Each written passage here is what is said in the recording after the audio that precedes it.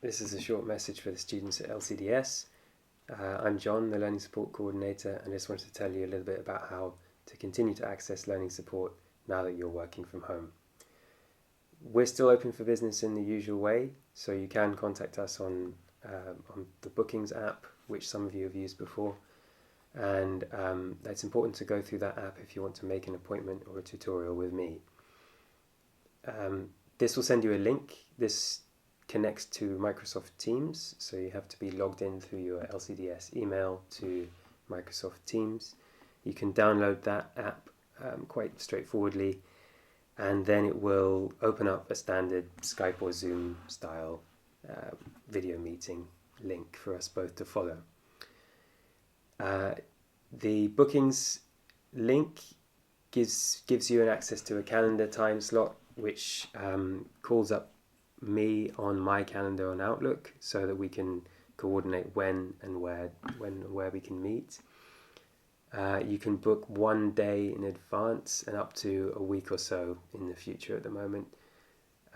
Email me if you don't have access to that clearly, or if you don't understand how to use it. My email address is john.dunn@theplace.org.uk. So once you've made your appointment and you're ready to meet me, we can help you with a few things, and some of you already know this because we've met in person back in the place, but I can offer, on the one hand, very general learning support which is targeted to the work that you have set. So that could be reviewing an essay with you, going over its instructions and its assessment guidelines, making sure that we both understand what those are.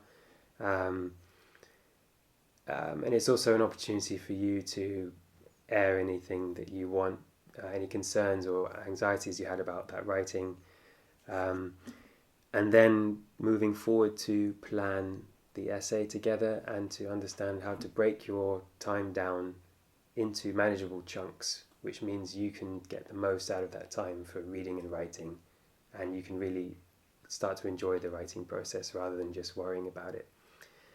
So you don't have a great deal of writing to do at the place, but you do have some.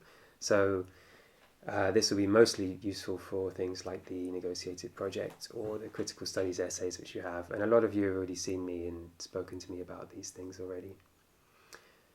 So that's one thing that we can do together. Another is that we can talk about ways of helping you access some funding and some support through the government through what's called the DSA. And again, a few of you have already successfully done this, and some of you are still yet to go through the full process. It does take some time, and it's a way of making sure that the institution and the government are there to support you and to make what are known as reasonable adjustments to your learning and teaching.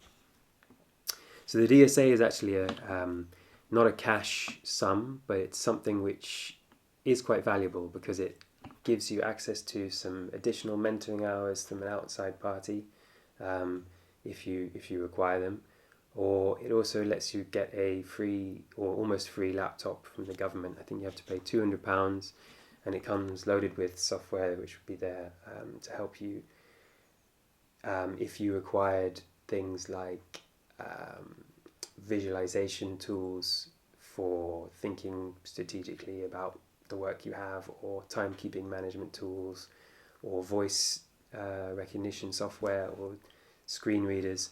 All of these things are what's known as assistive technology, and these are quite a useful thing to explore during your time in your degree, and you won't have any access to them beyond that, so it's worth thinking about. And once we begin the application process, it can take, I think, about 12 weeks, and I've checked with the website, they're still processing the applications as normal, and that goes ahead through the Student Finance England website.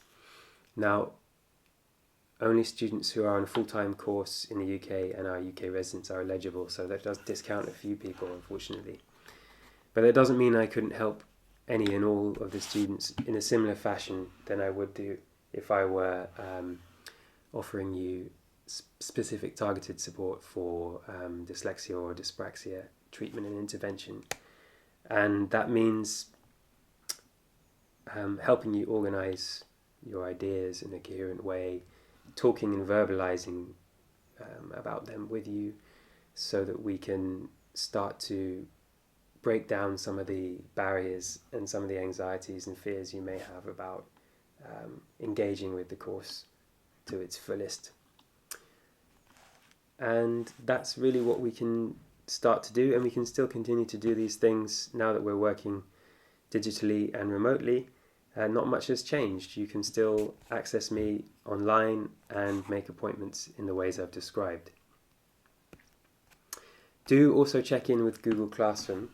There's lots of other information I'm posting there, and I'm making it more of a resource for you. So there should be some writing and reading tips and advice there on where to draw on online resources. There's also a few sort of self-assessments you can do if you were interested in finding out whether you should be taking a dyslexia test or not.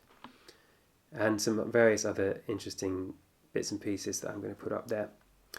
So yes, that's how you can work with learning support now that we're moving online, and I look forward to hearing from you.